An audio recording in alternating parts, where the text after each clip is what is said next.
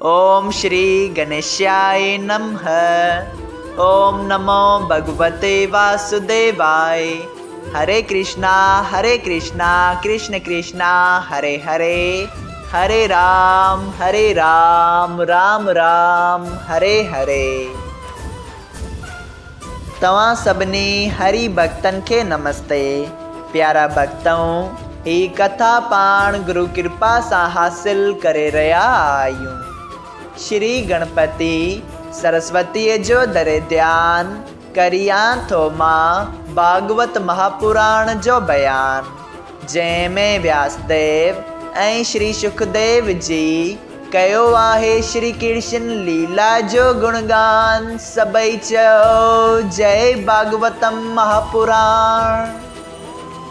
प्यारा भक्तों, कल कथा में पाण श्रीमद भागवत महापुराण साहिब जे 10 स्कंद जे 46 अध्याय जे 4 भाग में ॾिठो त श्री सुखदेव जी स्वामी ॿुधाइनि था त उद्धव जी नंद बाबा ऐं यशोदा जे मन जो हाल ॼाणी उन्हनि खे ज्ञान ॾेई उन्हनि जे चित खे शांत करण जी कोशिश कनि था। तंहिं बाद जॾहिं सुबुह थियण ते हुई त उद्धव जी जमुना नदीअ ॾांहुं वञण लॻा। उद्धव जी रस्ते में जंहिं घटी ऐं दरवाज़े तां गुज़रिया थे उते श्री श्याम सुंदर जो गुणगान ॾिसी ॾाढा प्रसन्न थिया। हाणे उद्धव जी जमुना नदीअ जे किनारे ते पंहिंजो नेम कर्म ऐं पूजा पाठ करे रहिया आहिनि। सबई चओ जय सिया राम। अचो त इन कथा के वधीक अॻिते वधाईंदे पाण ॾिसूं त श्रीमद भागवत महापुराण साहिब जे 10 स्कंद जे 46 अध्याय जे 5 भाग में कहिड़ी रीत उद्धव जी सभिनी ब्रिज बालाइन सां मिलनि था ऐं कहिड़ी रीत ब्रिज जूं गोपियूं उन्हनि जो हेठि टोरीनि थियूं। हरे कृष्णा। श्री सुखदेव जी चवनि था, जंहिं वक़्तु उद्धव जी जमुना नदीअ जे किनारे ते नेम कर्म ऐं पूजा पाठ करण लॻा, तॾहिं सुबुह जो गोपियूं बि घर जो कमकार निपटाए जमुना जल भरण वास्ते गागरियूं खणी जमुना किनारे टोलियुनि जूं टोलियूं निकितियूं। उन वक़्तु पाण में मोहन प्यारे जी यादगिरी कंदियूं वेयूं थे ऐं संदसि लीला ॻाईंदियूं थे वेयूं। अहिड़ी तरह सभई ब्रिज बालाऊं श्याम सुंदर जी यादगिरियूं कंदियूं जमुना किनारे वेयूं पए त वाट में नंद जे दरवाज़े ते रथ बीठो ॾिसी चवण लॻियूं, मालूम थिए थो त अक्रूर शायदि वरी आयो आहे। अॻिए दफ़े त उन असांजे प्राणनाथ खे पाण सां वठी कंस खे मारायो ऐं मोहन प्यारो असां खां विछरायो। हाणे छाजे लाइ आयो आहे? ॿी सखी चयो, मता मोहन प्यारे असांजी ख़बर वठण वास्ते कंहिंखे मोकिलियो हुजे।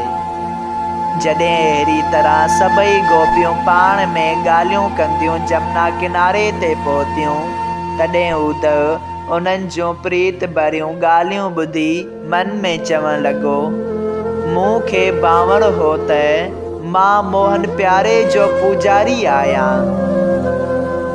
पर शाबाश आहे गोपियुनि खे जिन पंहिंजो तन मन ऐं धन मोहन प्यारे खे अर्पण करे छॾियो आहे।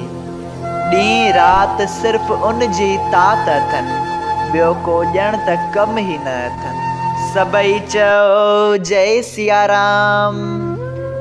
श्रीमद भागवत महापुराण साहिब जे 10 स्कंद जो 46 अध्याय संपूर्ण थियो। अध्याय 47 गोपियन के उद्धव जो ज्ञान सेखारण। श्री सुखदेव जी चयो, हे राजा परीक्षित, उद्धव पूजा करण बाद नंद जे घर अचण लॻो। तॾहिं गोपियूं जे जल भरण वास्ते जमुना किनारे वेयूं हुयूं। तिन उद्धव खे श्याम सुंदर जो पीतांबर मुकुट ऐं बनमाला पयल ॾिसी पाण में चयो त मथुरा वञण वक़्तु मोहन प्यारे माण्हू मोकिलण वास्ते चयो हो, सो इहो थो ॾिसिजे। उन करे गोपियूं हाल पुछण वास्ते हिकिड़े वण हेठां बीह रहियूं। हिकिड़ी सखी चयो त ही माण्हू मुरली मनोहर जो वेस करे असां ॾांहुं निहारींदो थो अचे। ॿी चयो ही उद्धव जी आहे, कल मोहन प्यारे जो न्यापो खणी आयो आहे, नंदराए जे घर टिकियो आहे। इहा ॻाल्हि ॿुधी जॾहिं श्री राधा ऐं ॿियनि गोपियुनि उद्धव खे श्याम सुंदर जो मोकिलियल ॼाणी ॾाढे आदर भाव सां वेहण वास्ते चयो, हू बि उन्हनि जी सची प्रीत ॾिसी वटनि वेही रहियो। सभिनी बिज बालाइनि संदसि चईं तरफ़नि खां वेही मोहन प्यारे जा कुशल कल्याण पुछी चयो, हे उद्धव जी, असीं ॼाणूं थियूं त तोखे श्री कृष्ण नंद ऐं यशोदा खे धीरज ॾियण वास्ते मोकिलियो आहे। ॿी सखी चयो, हे उद्धव जी, उनखे असांजी यादगिरी कीअं पवंदी जो असांजी ख़बर लही। जे तूं ईअं चवीं त तव्हीं उन जी यादगिरी छो थियूं करियो त उन जो सबबु ही आहे। हरीअ जे ध्यान सुमरण में रहे सभु संसार, तां ते असां करियूं बसे जग वहिंवा। ॿी गोपीअ चयो, हे उद्धव, मोहन प्यारो वॾो कपटी ऐं निर्दयी आहे। जीअं वेश्या पैसनि वठण सां कमु रखे थी पर कंहिं सां बि सची प्रीत नथी रखे, या झिरकी फल भरियल वण ते वेही सुके दरख़्त सां कमु नथी रखे, भंवरो गुलनि जो रस वठी मतिलबु कढी उॾामी थो वञे, फ़क़ीर भीख वठी वरी नथो बीहे, रहीत नए हाकिम जो हुकुम मञी पुराणे हाकिम जो को डपु नथी रखे, चेलो विद्या परी वरी गुरुअ वटि नथो रहे, यज्ञ कराईंदड़ ब्राह्मण यजमान खां ॾखिणा वठी पोइ उन सां को बि कमु नथो रखे, हिरण ऐं ॿिया जानवर ताज़े बन में रही सुकल बन सां को बि वास्तो नथा रखनि, तीअं श्याम सुंदर मृत्यु लोक में जनम वठण सां संसारी माण्हुनि वांगुरु जेसिताईं हिते असां सां रही रास ऐं विलास कया थे तेसिताईं उनखे असांजो प्रेम हो। हींअर उन जो कहिड़ो कमु आहे जो असांजी ख़बर लहे। सभई चओ जय सिया राम। श्रीमद् भागवत महापुराण साहिब जे 10 स्कंद जे 46 अध्याय जो पहिरियों भाग संपूर्ण थियो। अगरि तव्हां सभिनी हरि भक्तनि खे हिन कथा मां लाभ हासिल थियो हुजे त कृपया हिन कथा खे ॿियनि हरि भक्तनि सां शेयर कजो त उन्हनि जो बि भलो थिए ऐं तव्हांजो बि भलो थिए।